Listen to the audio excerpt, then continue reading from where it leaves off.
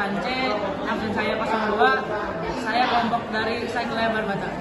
Semuanya, perkenalkan namaku Michela Vera, absen 23. Nama saya Benita Kaina, absen 3. Kami dari kelas 8C. Kami dari kelompok Cyclea Barbata. Halo semuanya, saya Kristiani Pratama dari 8C, absen 7 dan dari kelompok Cyclea Barbata. Halo semuanya, saya Jodoh Fabian dari kelas 8C, absen 18 dari kelompok Cyclea Barbata. Halo semuanya, saya Marinjatan Ivano dari kelas 8C, absen 21 dari kelompok Cyclea Barbata. Iya. 2A. Deskripsikan tanaman yang Anda lihat.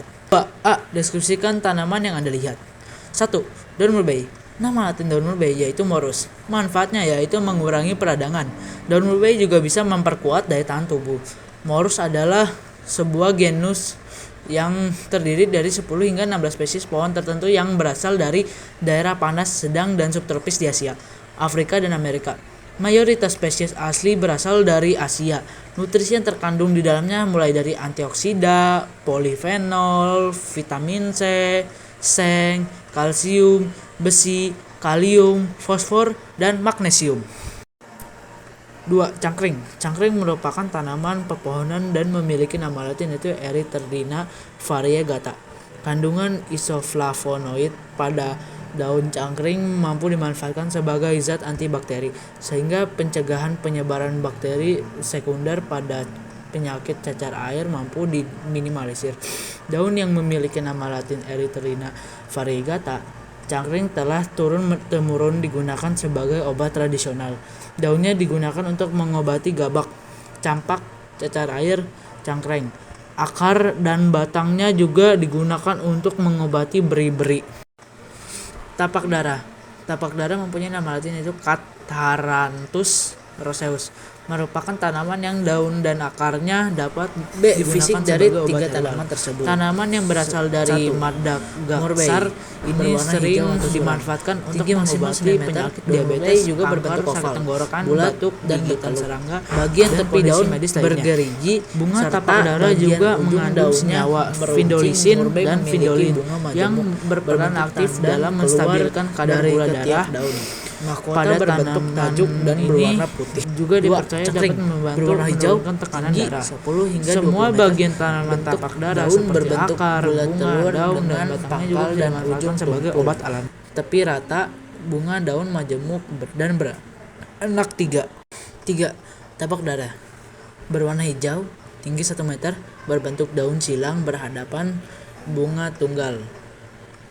C. Kegunaan obat tersebut ke dalam masyarakat adalah 1.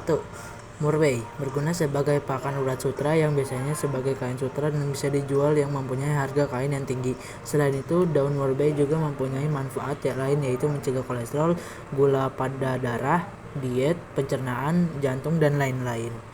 2. Cangkring berguna sebagai melancarkan ASI, cacingan, demam, disentri, insomnia, sakit kepala, berfungsi sebagai obat tradisional yang menyembuhkan beberapa penyakit yang disebutkan. 3. Tapak darah berguna sebagai anti kanker, demam, luka, hipertensi, stres, diabetes, melancarkan peredaran darah, dan kencing batu.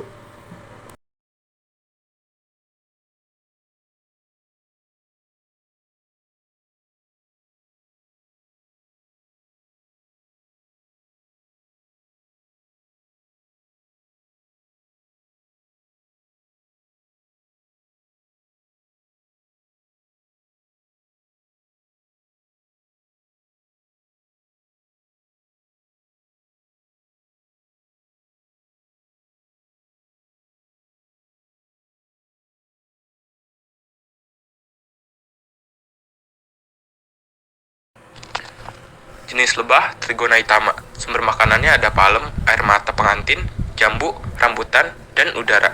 Rasa madu, asam manis. Jenis lebah Trigona pakeri. Sumber makanan dan rasa madu tidak diketahui karena saat di Apis mellifera. Sumber makannya nektar, rasa madunya manis. Jenis lebah Apis cerana. Sumber makannya buntingnya salabrua, kelapa, rimbang, akasia, jambu air, ketapang, dan apadan. Rasa madunya manis. Berikut langkah-langkah budidaya lebah madu. menyiapkan koloni, mengecek setiap harinya, dan pemanenan. Alat dan bahan budidaya lebah madu, APD, ekstraktor, sarung tangan, pengasap, penjinak madu. Siklus kehidupan lebah madu. Pertumbuhannya dimulai dari telur menjadi larva, larva menjadi pupa, kemudian pupa tersebut berubah menjadi lebah dewasa. Keuntungannya, lebah madu yang menyehatkan bagi manusia dan bernilai ekonomi tinggi. Budidaya lebah juga membantu penyerbukan tanaman sehingga dapat meningkatkan produk pertanian. Pengalaman berharga bagi kami yaitu adalah kami mengetahui bagaimana cara lebah hidup dan cara mengelola lebah dengan baik. Pengalaman yang kami dapatkan dari mencoba untuk menaiki simulator gempa bumi adalah kami dapat merasakan dan mengetahui bagaimana kondisinya pada saat gempa bumi sedang terjadi. Kami terguncang sangat kencang sampai ada salah satu dari kami yang kehilangan pijakannya. Gempa bumi ini sendiri adalah getaran atau getar-getar yang terjadi di permukaan bumi akibat pelepasan energi dari dalam secara tiba-tiba yang menciptakan gelombang seismik. Gempa bumi adalah salah satu fenomena alam yang dapat sangat membahayakan. Sedangkan langkah-langkah dari alat peraga hologram adalah yang pertama, amatilah bebek karet dari atas, lalu amati dari samping. Yang kedua, dari pengamatan tersebut, kita akan mengetahui bahwa ada perbedaan, yaitu bila kita memandang bebek karet dari atas, bebek karet itu akan terlihat rata. Tetapi, bila kita mengamatinya dari samping, bebek karet itu akan seolah-olah terlihat timbul, meskipun bebek karet itu sebenarnya terletak di dalam kaca. 2. Langkah-langkah alat peraga yang kami praktikkan. Archimedes. 1. Angkatlah pegangan sampai beban tidak menyentuh air. 2. Amati berat beban yang tertera dalam alat ukur. 3. Perlahan-lahanlah menurunkan pegangan hingga beban sampai benar-benar masuk ke dalam air. 4. Amatilah berat beban yang tertera dalam alat ukur.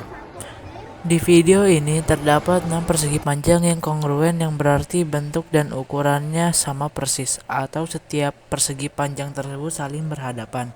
Hal ini menghasilkan arah pantulan cahaya yang sama panjang adalah sama. Hal ini membuat pantulan yang terlihat itu sangat menarik. Selain itu ada juga benda-benda lain yang kongruen di taman pintar. Benteng Friedeburg dibangun pada tahun 1760 yang diminta oleh Belanda, yaitu Sultan Hamengkubuwono I, dan saat itu benteng Friedeburg dibuat sangat sederhana, yaitu dibangun menggunakan kayu. Lalu pada tahun 1765 sampai 1767 benteng Friedeburg diubah temboknya yang dulunya kayu menjadi batu. Proses penggantian tersebut sangat lama. Proses tersebut membutuhkan sekitar 20 tahun dan benteng tersebut dinamakan Luxemburg, yang artinya benteng peristirahatan. Dan pada tahun 1811 benteng Luxemburg dikuasai oleh Inggris yang dipimpin oleh Thomas Stamford Raffles. Namun dengan waktu yang singkat, yaitu selama 5 tahun, Belanda dapat mengambil kembali benteng tersebut. Lalu Pada tahun 1867, benteng Luxemburg mengalami gempa bumi yang sangat dahsyat yang menghancurkan benteng Luxemburg. Lalu benteng Luxemburg diperbaiki. Tidak lama kemudian benteng tersebut diganti nama dengan nama Benteng Friedeburg, yang artinya benteng perdamaian. Nama tersebut didapatkan dari Kesultanan Yogyakarta. Lalu tidak lama lagi kemudian kaum Belanda dan kaum Jepang berdamai, dan tidak lama kemudian benteng Friedeburg direbut lagi dan berhasil direbut kembali. Lalu tidak lama lagi kemudian benteng Friedeburg dijadikan museum seperti sekarang. Barang-barang yang ada di dalam benteng Friedeburg. 1. Replika kunci mortir dan batu, gunanya kami tidak mendapat. 2. Pedang, gunanya sebagai sarana perang. 3. Jam dinding, gunanya untuk melihat jam. 4. Keris Kiai Slamet, gunanya untuk pernikahan dan sebagai bela diri.